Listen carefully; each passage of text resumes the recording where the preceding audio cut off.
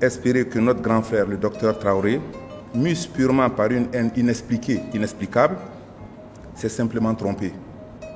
C'est au lendemain de la démocratisation en 1992 et à la faveur de la libéralisation du secteur de la presse que mon associé, Daouda Sylla Fall et moi, ayant fini nos études et travaillant déjà à Paris, lui à Paris et moi à Londres, avons fait le pari du Mali en décidant de rentrer pour créer l'une des toutes premières agences de communication du Mali, avant que nous ne changions de nom en 1997 pour devenir DFA. DFA, que le docteur Adama Traoré a qualifié d'être venu dans les bagages d'Icatel, a été créé en 1997. Et Icatel est arrivé au Mali en 2002.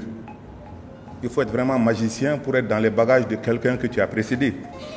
La xénophobie, le sectarisme, le nationalisme ombrageux, la haine ne sont pas des pratiques de notre pays.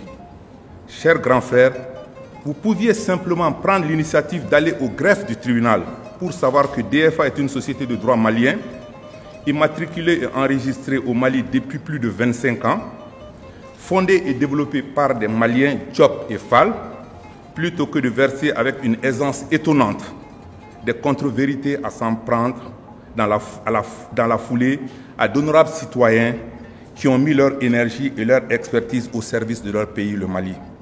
DFA est une agence malienne, une agence très malienne, et nous le savons tous, parce que les entreprises, en fait, leur nationalité, c'est là où elles sont créées, là où elles créent des emplois, là où elles créent des impôts, là où elles contribuent à l'économie, là où elles contribuent au développement économique et social d'un pays et d'une nation. Et c'est le cas de DFA. Secondo, il faudrait quand même rappeler que non, les fondateurs et directeurs de l'agence DFA ne sont pas des Sénégalais, il n'y a pas plus malien qu'eux.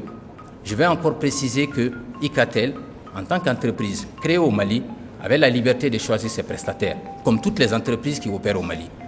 Elle est devenue Orange, elle travaille avec DFA aujourd'hui, elle travaille avec beaucoup d'autres entreprises.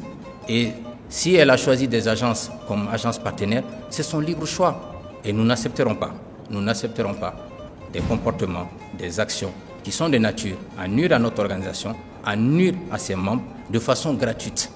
Ça, je ne pardonnerai pas. J'ai porté plainte et je ne souhaiterais pas que quelqu'un vienne pour une médiation parce que je ne l'écouterai pas. Donc j'ai pris l'opinion à témoin. Quand on touche à mon intégrité, à l'intégrité de ma famille, ça je ne pardonne pas. On est dans un pays qui est assez fragile. Les nerfs sont à fleur de peau.